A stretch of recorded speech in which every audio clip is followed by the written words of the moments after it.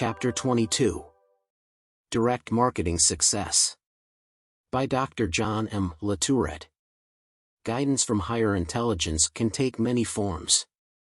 I should know, one message to me came as a kick in the groin. I was operating a karate school at the time, and the message was delivered by one of my lower-ranking students, a brown belt. It was during a training session, and he shouldn't have been able to land a kick like that, certainly not 3 times. I'd have been terribly embarrassed if I hadn't been so busy hurting. And what was the message? Review my career choice and my life. Do-it-yourself method doesn't work.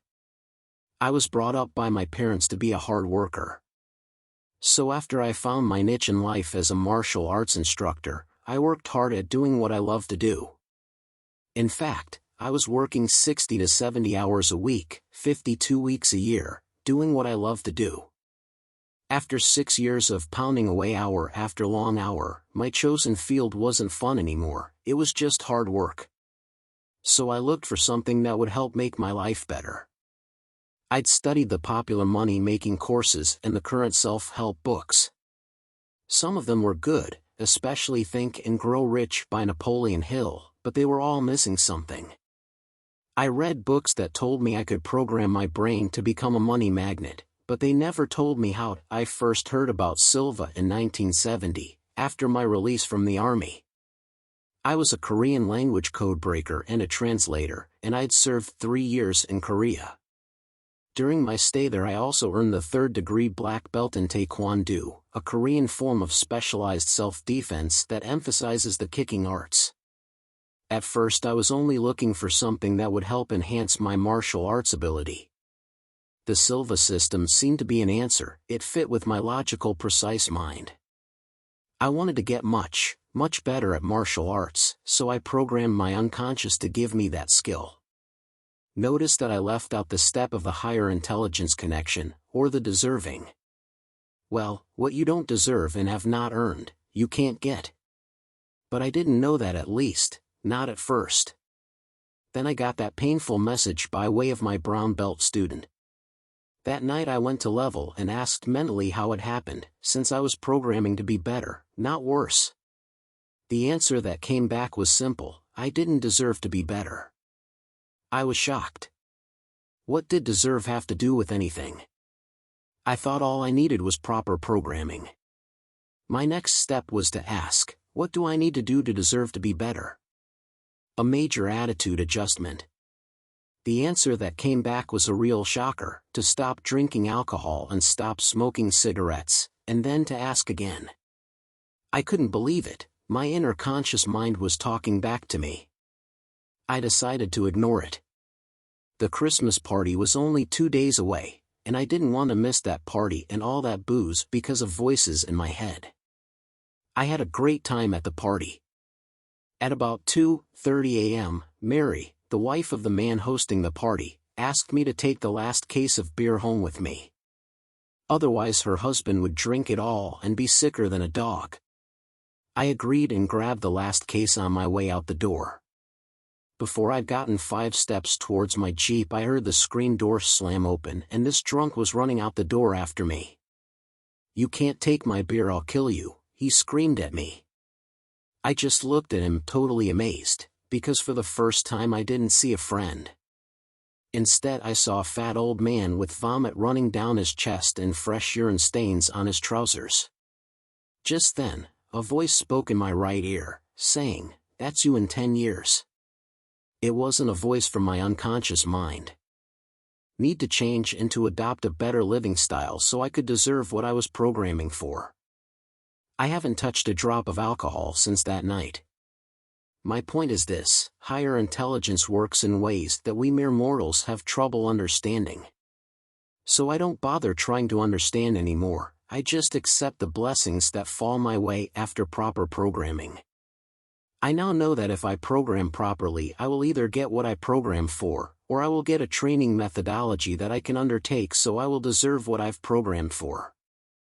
I just need to allow my mind to release so it will recognize the opportunities when they come, for they surely will come. Life changes produce surprising results. Something really scary happened to my martial arts because of the Silva system. And I had no clue it was happening until after it happened. Except for general programming, I'd never used the psychic skills specifically to enhance my martial arts. I'd say things like, every day in every way I'm going to get better and better at sparring. Then one day I entered a tournament in Pocatello, Idaho. I attacked my opponent, jumped on him, then broke away. He seemed slower than slow molasses. Now here comes the scary part, not one of the 4 judges, nor the referee, had seen me score a point. So I did it again. And again. And again. I did it 4 different times and the judges made no notice of what I was doing. By this time I was getting a bit annoyed, so I attacked my poor opponent, actually penetrating his mouth twice and his body once with a 3-shot combination. As I retreated, he counterattacked with a reverse punch that I easily saw coming and deflected with my elbow. The judges did not see my 3 punches. The judges did not see my block. But they did see my opponent's punch, and he was awarded a point. After he was awarded the point, the referee saw blood dripping down from his lower lip where I'd rammed 2 teeth through it. The bright red blood was running down his chin onto his white uniform. In a karate tournament, drawing an opponent's blood gets you disqualified. And what was I disqualified for? The judges disqualified me for drawing blood with a blow that they never saw. That night I went to level and asked for an explanation of what had really happened. Here's the answer that came through: you are now so fast that no one trained in normal karate can see what you are doing. If they see anything at all, they are seeing only a blur. After that, I created 4 tournament fighting drills that were visual enough so that the judges and refs could actually see them, but that the actual opponent, from his different head-to-head perspective, couldn't. Then my team went out and kicked butt. Business guidance proves profitable. So how does the above story relate to guidance from higher intelligence for business and marketing? Good question. No matter how much you know about a subject, no matter how good you are at something, it doesn't mean a thing until somebody wants it. You don't make any money, and it doesn't help anybody, until you market it. This is true of anybody applying for a job. You've got to sell yourself, you've got to convince the interviewer that you are strong enough to lift the load, that you can type fast enough to get all the letters done on time, that you can dance well enough, manage well enough, learn well enough, and so forth, to do the job he or she wants done. In 1980 I retired from my first business for 2 reasons. First, I was burnt out from doing all that physical training. Second, I realized that people wanted to learn what I had to teach and would buy books if I wrote them. So I went to Level and asked Higher Intelligence for a book topic that would really help martial artists and would also help me to evolve positively in the process of writing the book. 2 days later I was in the bookshop, a great bookstore in Boise, Idaho. I ran across a tiny 23-page pamphlet titled Principles of Personal Handgun Defense by Jeff Cooper while browsing in the martial arts section. I picked it up and looked at it, then put it back on the rack. I didn't buy the pamphlet, despite several impulses to do so. I let my conscious mind talk me out of it. The further away from the bookstore I got, though, the stronger the impulse to buy the pamphlet became. I didn't know then that higher intelligence guides us by arranging coincidences in our lives, but I had learned to trust my intuition, so I grudgingly went back and got it.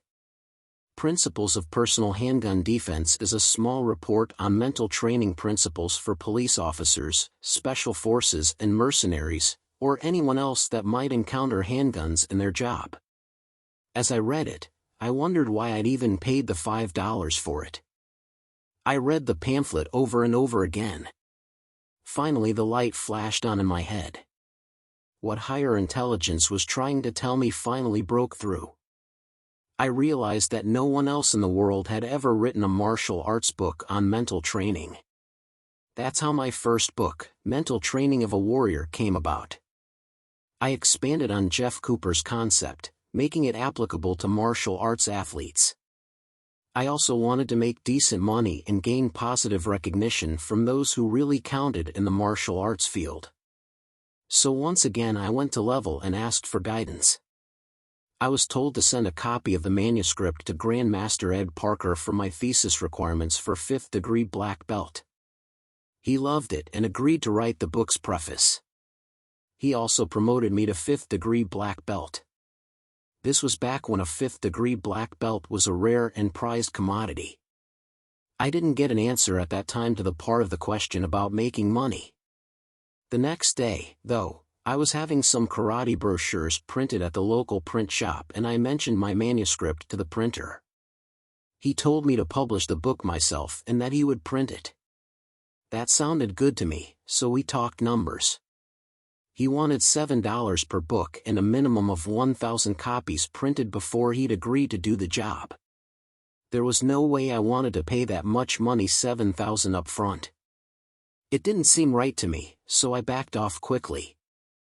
I went to Level again. This time the answer was to talk to other printers. The next day I called around until I found a printer that had an answer that just felt right to me. He told me that he didn't print books but that he knew of a company that did, with reasonable prices. I had my first book printed for $1.52 per copy, and in the first 6 months I made more than $26,000. That book, Mental Training of a Warrior, is still in print today and remains one of our best sellers. That was the beginning of my second business, which I named Warrior Publications. 2 years later I sold my first karate studio and retired for the first time. It was 1980. In the next 3 years I wrote 3 more books, and all of them were written without the conscious guidance of higher intelligence. They were not bestsellers either. I was still learning. Finally finding the perfect niche in 1987, the sale of my books fell drastically. I went to Level to find a solution. My higher self gave me the answer I needed through Lynn, my wife, the next day. She said, "John, it's easy. You've got to remember that people don't read much anymore, especially teenagers and young adults. They are the television generation. Just do an advertisement and see if they'll buy the videos you've been selling to the karate studios." What a concept. It was something I'd never have thought of. I went to Level and asked higher intelligence if it would give me an answer on what specifically to sell to people. The short, curt answer came back instantly: pick up the telephone, call some of your students, and find out for yourself. So I did. The next day I called one of my black belts and asked him if he'd be interested in some self-defense videos on the Kino techniques. He hesitated and tried to get out of buying anything. He just was not interested. He then mentioned that if I had anything on tournament fighting, he might be interested. Out of nowhere a thought popped into my head. I told him that I was thinking about doing a video on speed. Speed. You've got something on speed? I want it. I want it as soon as it's ready. I hung up and called another one of my black belts. It sounded like a tape recording of the first student's response. Their enthusiasm was enough to convince me, and I decided to write an advertisement for Black Belt magazine. Guided to the perfect ad on the first attempt. Writing that ad was tough. After several hours of effort, I relaxed, went to Level, and asked again for guidance. The answer was to get John Capel's books down from my shelf and go through them until I found the correct model for my ad. Higher intelligence told me that when I found it, I'd know it. John Capel's was the first to test advertising by measuring how many sales were made as a direct result of the advertising, the principle on which the entire direct marketing industry is based. I found a classic ad that fit the format of what I wanted to say, and in about 3 hours I'd adapted the concept to work for speed enhancement for martial arts athletes. The headline was Speed Hitting: How to Hit a Man 11 Times or More in 1 Second or Less. That ad produced $1.2 million in its first year. A worldwide reputation for writing winning ads was also part of the success. The more you do the alpha training drills, the better you get at receiving the guidance from higher intelligence. Now I almost feel as if there is a telephone hookup between us. If they want me to contact them, I'll get a gut feeling that something is not right. You can claim success if you use the alpha level properly, with the correct attitude. If you have the desire and you feel you deserve it, then you can get it with the help of higher intelligence. John Latourette has written 18 books and produced 247 videos about martial arts and sports psychology, and he is recognized as the nation's leading expert in the field of mind training for martial arts. He has a doctorate in sports psychology and founded his own publishing company in 1978. He has been a Silva instructor since 1985.